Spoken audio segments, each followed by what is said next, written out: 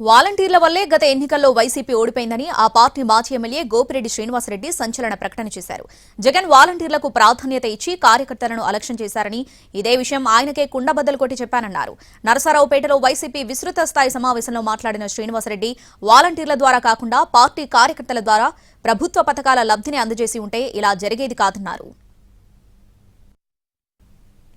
డబ్బులు పంచాం మన అధికారంలో ఉన్నప్పుడు సుమారు 2,70,000 కోట్ల రూపాయలు 70,000 కోట్ల రూపాయలు 2,70,000 కోట్ల రూపాయలు మనం ప్రజలందరికీ కూడా పంచాం. ఈ డబ్బులు ఎవరి ద్వారా పంపించాం? వాలంటీర్ ద్వారా పంచాం. ఇదే కార్యకర్త నాయకుడి ద్వారా పంచినట్టయితే ఎన్నికల ఫలితాలు ఇలా ఉండేవి కాదు అని చెప్పి ఖచ్చితంగా ఈరోజు మనం అందరం కూడా గుర్తు చేస్తాం. ఎందుకంటే మీరు పెన్షన్ ఇస్తారు, పెన్షన్ ఇచ్చినప్పుడు మీ ద్వారా వెళ్తే ఎలక్షన్ రేపు ఓటేసేటప్పుడు అడుగుతారు, ఏమయ్యా నువ్వు మా పార్టీకి ఓటేస్తున్నావా లేదా, నీకు పథకం ఇప్పించింది మేమని చెప్పి ఒక నాయకుడికి అడిగే అధికారం హక్కు ఉండేది. అది ఈరోజు మన నాయకులందరూ కోల్పోవడం జరిగింది.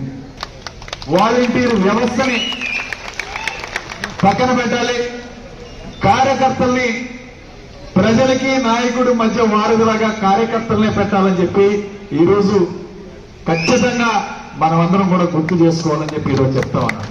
నేను ఈ విషయం మీ ముందు చెప్పడం కాదు, ఈ ఎన్నికల్లో ఓడిపోయిన తర్వాత మొట్టమొదటిసారి నేను జగన్మోహన్ రెడ్డి గారిని కలిసినప్పుడు కూడా ఇదే విషయం దృష్టికి తీసుకొచ్చాను.